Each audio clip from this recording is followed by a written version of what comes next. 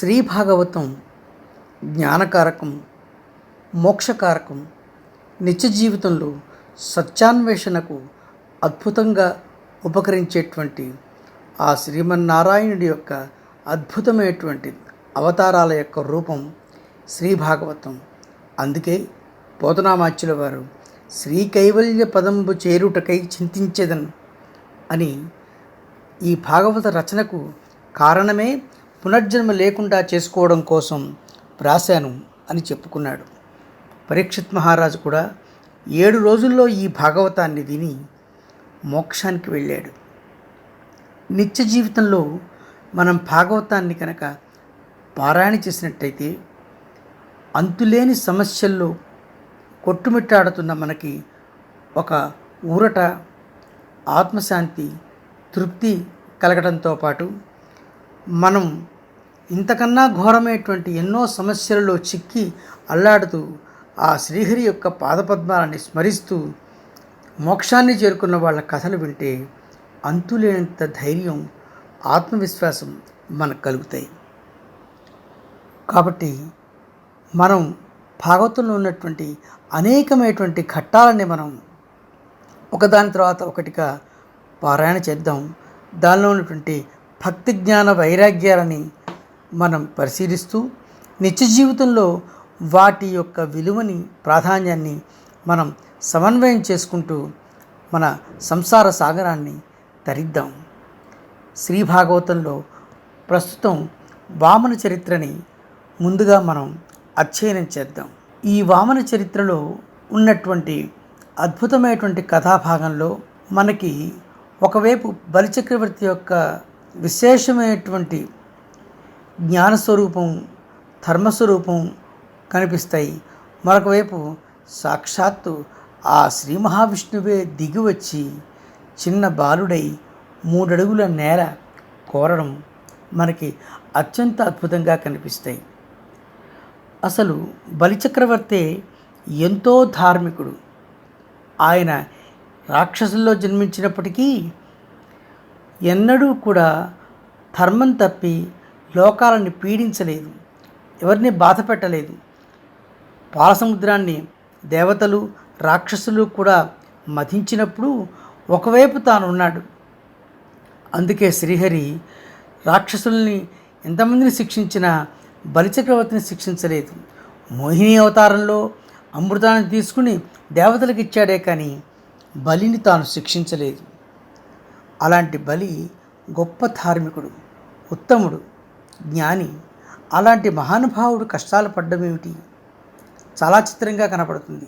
ఎందుకంటే రాక్షసుల్లో ఉన్నటువంటి భక్తులలో బలి ఒకడు, ప్రహ్లాదుడు ఒకడు, ఇలా త్రేతాయుగంలో విభీషణుడు, వీరందరూ కూడా ధార్మికులే. రాక్షస శబ్దానికి వ్యుత్పత్తి రక్షించటం. వీరు రక్షించారు ఎవరిని? తమ యొక్క స్వధర్మాన్ని పాటిస్తూ తమ రాక్షస కులాన్ని రక్షించారు.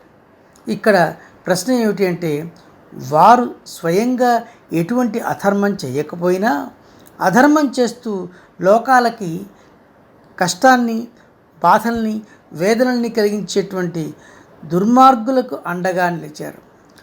తాము స్వయంగా చేయకపోయినా ఆ రాక్షసులందరూ కూడా భయంకరమైనటువంటి దుర్మార్గాలు చేస్తుంటే వారికి అండగా నిలిచారు. ఇది లోకాలకు ఎంతో పీడ కలిగించింది. దాన్ని శ్రీహరి చూస్తూ ఊరుకుంటాడా? అంటే ఆ శ్రీహరి అవతారంలో అటు ధర్మాత్ములైన వారిని రక్షిస్తూ కూడా ఈ దుర్మార్గుల యొక్క అండగా ఉంటున్నటువంటి బలిచక్రవర్తిని కూడా శిక్షించకుండా 2 ప్రయోజనాలని కాపాడుతూ శ్రీహరి అవతరించాడు. ఇది ఇందులో విశేషం. అది మిగతా అవతారాలలో రాక్షసులను శిక్షిస్తూ దేవతలను కాపాడుతూ కనపడతాడు. కానీ ఈ అవతారంలో దేవతలని కాపాడాడు శ్రీహరి. అటు రాక్షసులైనటువంటి బలిచక్రవర్తికి కూడా అపూర్వంగా తాను పక్కన నిలబడి పాతాళానికి పంపించిన తాను అతని ద్వారపాలకుడై అతన్ని యుగాంతం వరకు కూడా కాపాడుతూ ఉన్నాడు. అది బలిచక్రవర్తి యొక్క అద్భుతమైనటువంటి శక్తి, ధర్మపరాయణత్వం. ఇంకా భాగవతాన్ని చెప్తున్నటువంటి ఆ సుఖమహర్షి పరీక్షిత్తుతోటి ఈ కథాభాగాన్ని చెప్తున్నప్పుడు పరీక్షిత్తుకి ఆశ్చర్యం వేసింది. అసలు ఇది ఏమిటి, ఇంత చిత్రంగా అనిపిస్తోంది నాకు. ఆ విష్ణుమూర్తి ఏమిటి, సాక్షాత్తు 14 భువన భాండాల్ని తన బొజ్జలో దాచుకున్నటువంటి ఆ స్వామి 3 అడుగుల నేలని చిన్న బాలుడై వచ్చి దానం అడగడం ఏమిటి? పైగా ఈ బలిచక్రవర్తి కూడా ఇంత పుణ్యాత్ముడై ఉండి లోకాలని చక్కగా ధర్మబద్ధంగా ఉన్నప్పటికీ కూడా ఆయనకి అన్యాయంగా పాతాళానికి పంపించడం ఏమిటి? అంతటి దీనస్థితి బలికి ఎలా కలిగింది? వివరంగా చెప్పండి స్వామి అని అన్నాడు. బలినంభోరుహనేత్రుడేమిటికినై పాదత్రయిన్ వేడే నిశ్చలుండుం బూర్ణుడు లబ్ధకాముడు రమా సంపన్నుడైతా బరస్థలికిన్ దీనుని మాడ్కినేల చనియం తప్పేమియున్ లేక నిష్కలుషున్ బంధనమేల చేసెను తప్పేమియున్ లేక నిష్కలుషున్ బంధనమేల చేసెను వినం గౌతూహలం బయ్యెడిన్ వినం గౌతూహలం బయ్యెడిన్. ఈ ప్రశ్నకి సుఖమహర్షి సవివరంగా ఇలా చెప్పాడు. నాయన, ఒకప్పుడు బలిచక్రవర్తి కూడా ఇంద్రుడి చేత పరాభవం పొంది పారిపోవలసిన పరిస్థితి ఏర్పడింది. అతడు శుక్రాచార్యుడిని శరణు వేడాడు. ఆయన దయ వల్ల గొప్ప స్థితి పొందాడు. శుక్రుడు బలి యొక్క వినయానికి భక్తికి మెచ్చుకొని నియమపూర్వకంగా శ్రద్ధగా ఒక అద్భుతమైనటువంటి విశ్వజిద్యాగాన్ని చేయించాడు. బలిచక్రవర్తికి ఆ హోమాగ్నిలో నుంచి బంగారు వస్త్రాలు కప్పిన రథం, సూర్యుడి గుర్రాల వంటి గుర్రాలు, సింహపు జెండా, గొప్ప విల్లు, ఆ అద్భుతమైనటువంటి అంబుల పొదులు, కవచం లభించాయి. ఇతన్ని చూసి బలిచక్రవర్తి తాతగారైనటువంటి మహాభక్తుడు ప్రహ్లాదుడు కూడా వాడిపోని పద్మాల దండ ఇచ్చాడు. శుక్రుడు చంద్రుడి వంటి తెల్లటి శంఖాన్ని ఇచ్చాడు. ఈ విధంగా బలిచక్రవర్తికి బాణాలు, రథం, ఖడ్గం, అమ్ముల పొదులు, విల్లు, పూలదొండ, గుర్రాలు, కవచాలు, రత్న ఖచ్చితమైనటువంటి సువర్ణ కంకణాలు సంపాదించుకున్నాడు. ఇదంతా కూడా ఇంత అద్భుతంగా సంపాదించుకున్న తర్వాత ఇప్పుడు స్వర్గం మీద దండయాత్రకు బయలుదేరాడు. దానికి ముందు గొప్ప గొప్ప దానాలతో బ్రాహ్మణులను సంతోషపెట్టి వారి దీవెనలను అందుకున్నాడు. పెద్దలకు నమస్కరించాడు, ఇలవేల్పులను పూజించాడు. నిర్మలుడైనటువంటి వాడు, ఉత్తముడైనటువంటి ప్రహ్లాదుడికి తాను స్వయంగా నమస్కారం చేశాడు. నిగనిగలాడే రథం మీద కూర్చుని కొండ శిఖరాన ప్రచండంగా మండిపోయే కార్చిచ్చులాగా ప్రకాశించాడు. తనతో సమానమైనటువంటి ఎందరో సేనాధిపతుల్ని కూడా సమకూర్చుకుని దేవేంద్రుని మీద పగ తీర్చుకోవడానికి దీర్ఘమైన ప్రయాణం సాగించాడు. స్వర్గలోకాన్ని సమీపించాడు. ఆ స్వర్గము అద్భుతమైనటువంటి ఆనందమయ లోకం. ఆ లోకంలో నిరంతరం దేవతలు, గంధర్వులు, కిన్నరులు, కింపురుషులు, మహానుభావులంతా నిత్యం ఆనందంతో జీవిస్తుంటారు. అలాంటి స్వర్గాన్ని తాను కైవసం చేసుకోవడానికి సిద్ధపడ్డాడు. దూరం నుంచి వస్తున్న బలిచక్రవర్తిని చూసి దేవేంద్రుడు కొంచెం చింతించాడు. కోటకు చాలా బ్రహ్మాండమైనటువంటి కాపలా ఏర్పాటు చేశాడు. తన యొక్క మంత్రులతో కలిసి ఒక సమావేశం ఏర్పాటు చేశాడు. బృహస్పతిని ప్రత్యేకించి పిలిపించి బలిచక్రవర్తి వచ్చాడు. ఇదేమిటి ఇతని పరిస్థితి? ఒకప్పుడు మన చేతిలో పరాభవం పొంది దూరంగా పొందిన వాడికి ఇంతటి బలం ఎక్కడి నుంచి వచ్చింది? ప్రళయాగ్నిలా మండిపడుతున్నాడు. క్రూరమైనటువంటి రాక్షసుతో ఉన్నాడు. ఒకప్పుడు మనతో పరాభవం పొందిన వాడికి ఇంత శక్తి ఎలా వచ్చింది? అసలు వీడిని మనం జయించగలుగుతామా? ఇతన్ని గెలిచే మార్గం ఏమిటి అని అడిగాడు. అడిగితే బృహస్పతి అతను చూసి ఇలా అన్నాడు, నాయనా, వీడికి రాజ్యాన్ని వదిలిపెట్టి వెళ్ళలేము, అలా అని యుద్ధానికి వెళ్ళలేము, వెళితే తిరిగి రాగలమనే నమ్మకం కూడా లేదు. ఈ రాక్షసుల చేతిలో ప్రాణాలు కూడా మనం వదిలిపెట్టలేము.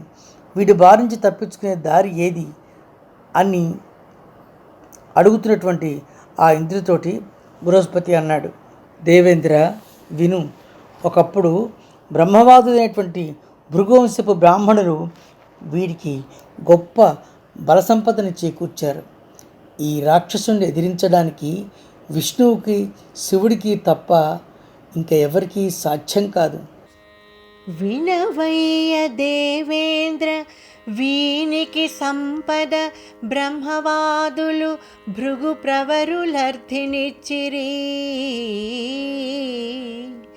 రాక్షసునెదురను నిలువంగ హరి ఈశ్వరుడు దక్క, అన్యజనుల నీవును నీ సముల్ నీ కంటే అధికులు జాలరు. రాజంబుసాలు నీకు విడిచిపోవుట నీతి విభుద నివాసంబు. విమతులు నలగెడు వేళ సూచి మరలి మరునాడు వచ్చుట మామతంబు. విప్రబలమున వీనికి వృద్ధి వచ్చే, వారి గైకొనకిట మీద వాడి సెడును. తలగు మందాకరిపు పేరు తడవవలదు.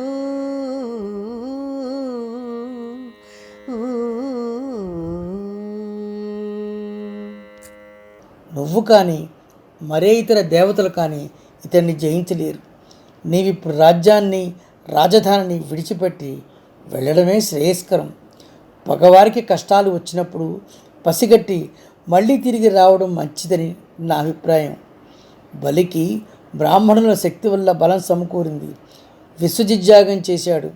ఇతడు బ్రాహ్మణులని అద్భుతంగా పూజించాడు.